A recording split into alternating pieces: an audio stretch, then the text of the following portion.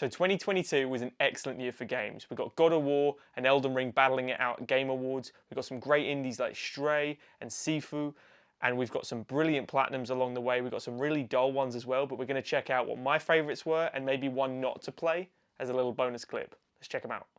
So if we break it down in my top 5 platinums this year, I did get a lot. We're going to ignore stuff like Spectre Woods, Lady in a Leotard with a Gun, Road Bustle, Froggo, all those, quick, easy platinums because they don't really count. So Lady with a Leotard and a Gun, Newtonian Inversion, Lizard Lady versus the Cats and Spectre Woods, those sort of games, they're all made by the same developer. They're really cheap. They're less than like 20 pence in the UK to buy.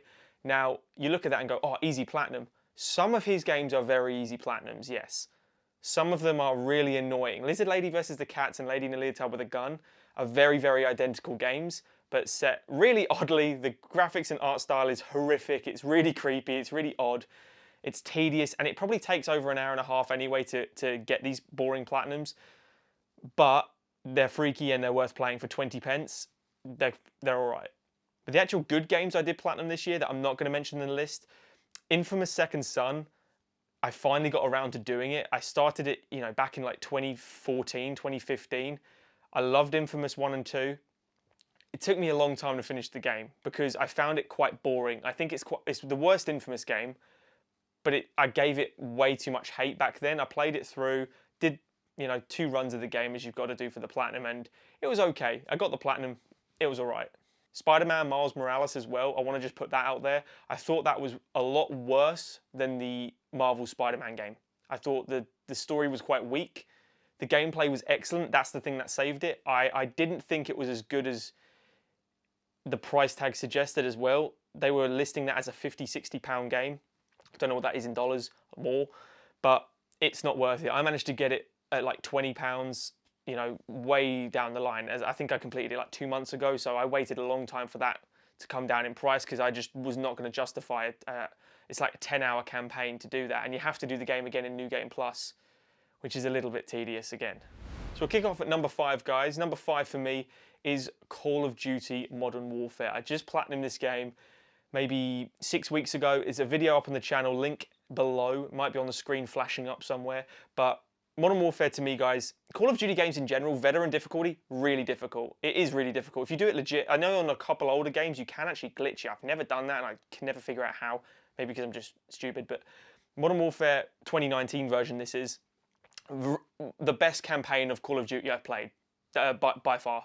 It beat COD 4's campaign for me just because of like the clean house mission where you're going through one shot, and I watched an SAS video online of a guy saying that it felt real, and it felt real playing it. It was excellent. It was so in-depth and immersive, and the characters were just good. The new Captain Price was excellent. If you haven't played Call of Duty 2019's campaign, you just went to online or play it. It's unbelievable. And the end as well, the Tea Party kind of discussion. You get a trophy called Tea Party, I believe, at the end, where they talk about Simon Riley and Gaz and Soak McTavish, and they kind of lead it on to COD 4. It really made my day. In 4th place, guys, I'm going to put Destroy All Humans. Now, Destroy All Humans isn't that crazy hard of a trophy to get. Like, the platinum on it is pretty simple. You just have to complete all objectives across all games, complete the games, and then do a couple miscellaneous things.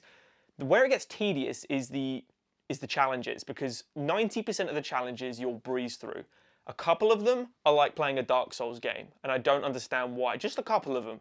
But those couple really put you off wanting to actually do the game and do the platinum. And I was like, do you know what? I'm going to stick at 96% for this. I can't be bothered. This is too aggravating. And I went away the next day and I came back, and then you just do the challenge in one go.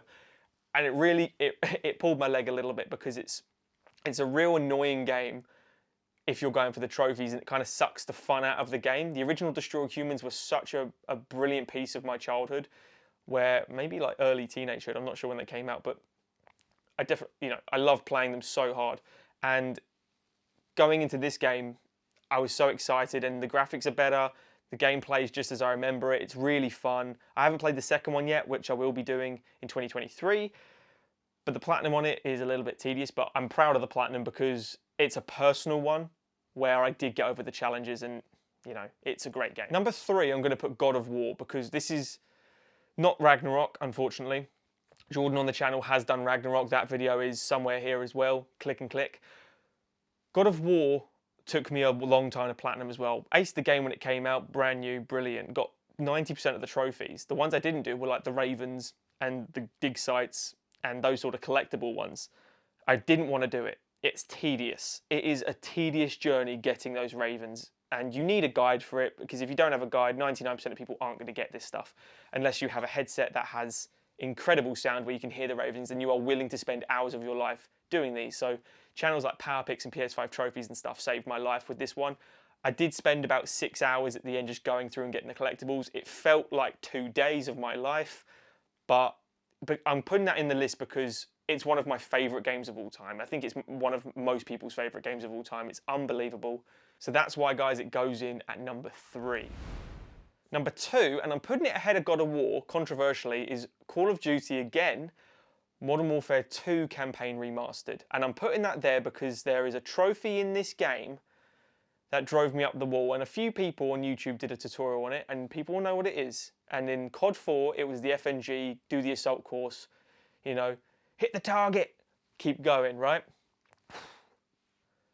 Modern Warfare 2, where you have to collateral hit a number of targets at the start in the assault course. That assault course took years away from my life, and I was not good at that assault course. I'm not great at first-person shooters in general. I managed to do veteran not through skill, but through determination of I'm not going to stop until I just luckily squeeze through unharmed. The whole game is brilliant again. The campaign is brilliant. It's got a lot of miscellaneous trophies.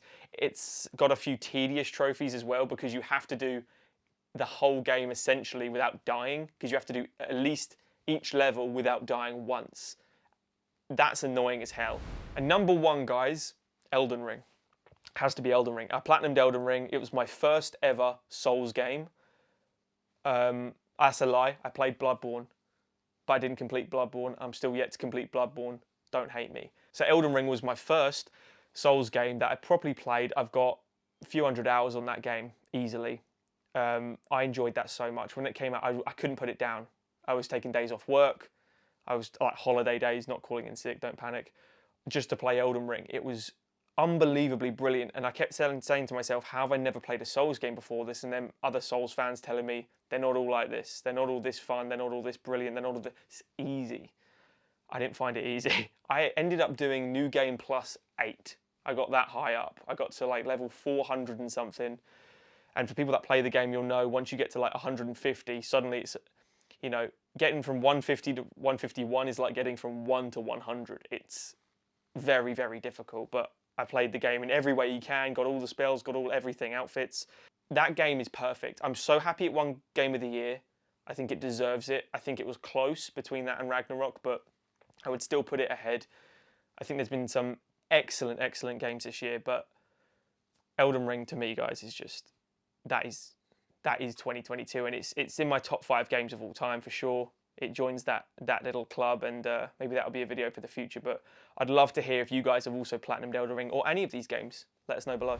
Bonus clip, the one I'll say maybe not play unless you have more time than you think and you go for trophies. If you're like me and you hate having like 1%, 5%, 10% trophy lists on your thing, which I have tons of, Hot Wheels Unleashed is a phenomenal fun game. I played it with my partner, played it on the sofa every night. We just had some fun on Hot Wheels until we got to the point where we've got 50% of the trophies. Now, she's not a trophy hunter, but I am. Now I'm taking the fun out of the game because I need 100% on this.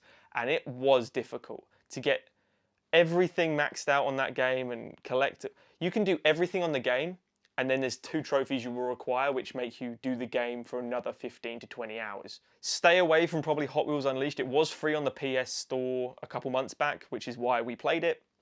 Very good game, but I would stay away from it from Trophy Hunter's perspective because it's tediously boring if you're not into that kind of fun racing game.